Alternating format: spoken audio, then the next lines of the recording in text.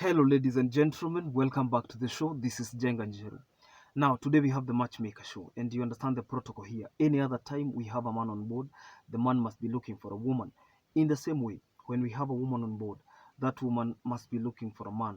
But because today we have a man, I will tell you the kind of woman he is looking for. And for your information, Mr. Rotich is ready to come here on the show if he will not be able to get a match, because the reason why he is not able to come on the show or to appear live on the show is because he is currently in the North Rift na hajaweza kukuja. Otherwise, kama hatapata, you will see him on the show. However, we are wishing him well and we hope that he will be able to get a match. Now, you could be asking yourself, why is a 51-year-old man single from the Kalenjin nation, and what kind of a woman is he looking for? I have been able to bring people from different communities on the show, from different races, from different countries, because this show is not a local one. We are being watched currently in more than 71 countries. No matter how small the show is, at least we have patches here and there. And I told you, you only become on a higher level who you are on a lower level. Even on the lower levels of humble beginnings, we can only grow slowly by slowly, because we believe that growth is gradual. You earn the growth. And having said that, you have seen us try to bring people from the United States, from Canada, from anywhere, from Gulf. We try to bring so many people from different races, from different nations, even from different tribes, because this is not a local show. So, Mr. Rotich is a 51-year-old Kalenjin man, and he was born and raised in Sotik. And you could be asking yourself, why is a 51-year-old man single? What is he looking for? Especially that he is doing well, he is healthy. What is he looking for? Now, it happens that the reason why you are single in the first place plays a leading role in determining whether you will remain single or you will get another match. Thanks to the show, because he has been watching the show. And if you can remember, like 2 months ago, I brought Kip hapa kwa show, na Kip ni rafiki yake na wamekuwa pamoja. So wakati Kip amepata mtu kwa show, sasa yeye Rotich akasema pia hata baki hivyo. If you can remember Kip, nilimwambia Kip ni hao wase wanatengeneza internet, wao watu they are dealing with fiber optic networks, and they are dealing with internet installation, wifi ya nyumbani, ya ofisi, hizi wifi ambazo zinakuja, when I was coming to Kasarani, I told you I came to Kasarani in 2016. There were Zuku was the only dominant internet provider, na ilikuwa imefika pale seasons, juu nilikuwa naishi hapo seasons, watu wenye mnajua seasons. So seasons ni hapo kwa Dio, unaona hapo kwa Dio, ukiteremka huko kwa Dio kwenda huko chini Moirigo, kuteremka Santon Hunters, hakukuwa na Zuku. Hata sasa sidhani Zuku imewahi teremka huko chini. But since then, we have seen a revolution of so many internet providers, and that is where Rotich is featured. Yeye kazi yao, when I was using Zuku, niliingia Zuku alafu nikahama Safaricom, wakaleta home fiber, nikaingia Safaricom fiber. Juu Zuku by that time was very unreliable, na tulikuwa tunafanya kazi za ofisi za usiku, so we were writing at night, we were managing projects at night, and Zuku was very unreliable, so we tukahamia wapi. Since then there have been so many providers, zingine zinaitwa fiber sijui nini, or poor internet sijui nini, there are so many of them. So Rotich happens to be working with one, na wanafanya kazi na bwana Kip. So what has encouraged Rotich to come on the show is the fact that Kip alipata mrembo na aliandikiwa na watu wengi sana, so he was spoiled for choice, anachagua huyu. When you are spoiled for choice, at least you can be able to take your time, make a decision, meet a few prospects for a date, and if it doesn't work, well and good. If it works, perfect. It is what it is. So Mr. Rotich is a 51-year-old man. He's a Kalenjin from Sotik, but he has spent most of his adult life in Nakuru County. And the Rift Valley has been very vital in his growth, both in business, career, and even as a person. Socially, he has been able to make friends. And kitambo kabisa alikuwa anafanya na the National Cereals and Produce Board. Na wakati mambo iliingiana, unajua there are communities where wakisikia kuna deal mahali ama kuna shamba. I have seen that one with Kisses. Like I have so many friends in friends who come from the Kisii nation, the Gusii nation, na unakuta mtu kama amenunua shamba hapo, anaitia marafiki wake wote, anaita family and friends, so you find one area, yeah, is a Kisii estate. Unaona, the same thing happens with the Kalenjin community. Mtu mmoja akisaidika, unaona wameitana. So hiyo ndio deal ya internet, wamekuwa wakisaidiana na they have taken a lot of dominion. Even the warriors, I've seen them doing the same. You go to Isili, they have dominated the cloth market. Those big malls zote ni zao. So it is always good because it doesn't make sense to shine alone. That's why I encourage people every day. Don't even be proud of being the only person who is shining in your family. No, let other people shine. Let them shine. In that way, you can be able to help a lot of people, and you can also not remain at the top for a long time. Okay? You need to raise others as well. So Mr. Rotich went into the fiber optic network business in the year 2020. Na it hasn't been bad. Yeye resign hapo kwa National Cereals and Produce Board. So mnajua mtu ambaye ako late 40s bado wako kazi, so akaresign pale, akachukua pesa yake akaingia huku kwa biashara, and it hasn't been bad. In fact amehama Nakuru na yeye amejenga Ruiru. Watu wa Kimbo, mnajua Kimbo ni pale Spa Mall. Kipita Ashaki Spa Mall, kipita kwa Cairo Spa Mall, on your right, on your right, unaingia kwa hiyo Kihunguro iko hapo. Kuna right, left ni huko kwa GSU, so yeye kwa hiyo side ya right, and yeye amejenga hapo and provide internet. The whole of that region wamekula internet sana, so wao wanasaidia kuinstalia watu internet.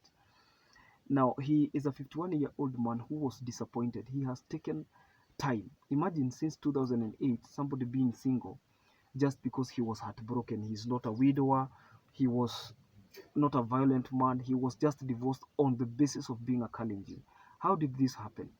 You all know that at the height of the post-election violence, 2007, 2008, it was a terrible situation for country, and people were butchering each other. I don't want to invoke those memories, and you know what happened, and the country was destabilized, other people were displaced. We had so many internally displaced people, wale mlikuwa mnaita IDPs, lakini saa hii sidhani kuna watu wamebaki kwa hema. People collected their lives together, wenye hawakusaidiwa na serikali wakajisaidia, and it was what it was. And during that time he was living in Nakuru. Remember, this is a man who was employed by the National Cereals and Produce Board, but now there is this his community and the community of the wife. Wife yake ametoka Kiambu. His community and the community of the wife were antagonists, hawako wanasikizana vizuri. You know what happened in the other side of the Rift Valley, mnajua hilo vita ilikuwa huko. So the girl was advised by the parents, amwache, sijui ni nani hawananga siri, hata akiwa amekuoa watasema nini. And the guy was asking me, who on earth, hata kama people betray each other, even if communities betray each other, can you betray your own child? Can you betray your own wife? It can't happen. It can't happen. So what happened is that people who were married, people who were intermarried, they were spared. As people who were around, if they were intermarried, they were spared. And if they were spared, it happened that hawakuumizwa. The other ones were not spared either. So yeye after kukua spared na alikuwa Nakuru, kumetokea vita nini nini, akapata nafasi akaenda nyumbani. That was the last time he saw his wife. Akatumiwa messages, akapigiwa simu, asiwahi onekana. Wamemdisown the wife of 4 years, na walikuwa na watoto wawili, kamoja kadogo na kengine ka 3 years. Na hao wasichana sasa ni wasichana wakubwa, and unajua watoto ambao sasa wanamaliza high school. Mwingine mmoja wa kwanza alimaliza high school, sijui alipelekwa college wapi, hajawahi muona, and it has been a very bitter experience. So he felt betrayed. That is why on this show today he is looking for a woman who is a Kalenjin, a woman who comes from her tribe, because once bitten twice shy. You know, some of these decisions that people make, they make out of experience. Like you love one person, and then you later realize you're not the only influence over their lives. Okay, sasa wakati baba yake alipass, alimwambia asiwahi oa from that community. The word of an elder is very powerful. Akisema kitu na amekufa, hakuna kitu unaweza fanya, you cannot undo.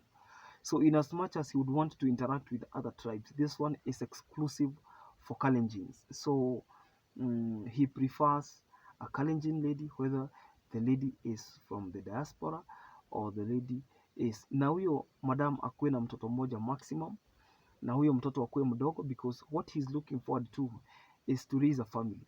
You know, I told you that men don't have what we call the biological clock is not on them. The time clock is on them, especially considering how you want to succeed, nini nini. That's why men at a certain age, if they have not succeeded, people start judging them. It's by default. And women, their clock is running if it happens that they have not been established in a family. For men, it's about material resource. For women, it's about family. Otherwise, even a 60-year-old man would marry. Can I give you an example? I wanted to look at the age of our former president, His Excellency President Uhuru Kenyatta. And his father died in 1978 in his 80s. Are we together? So I want you to look at 1962, 1962, 1963, 1964, when Uhuru Kenyatta was conceived and born. So let's say 1964. So minus 1964, look at 1978. He was a young man.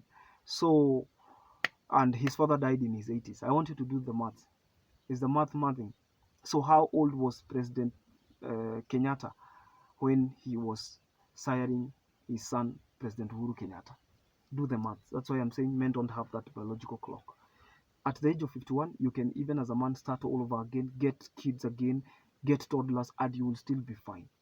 So Bwana Rotich anasema yeye anataka kupata watoto, and the only reason why he wants a woman who has at least one kid, ndio hata huyu hajui kama huyo ex-wife yake aliolewa, alimove on na maisha yake, they are no longer in contact, and aliambiwa kwao ni kanyanga.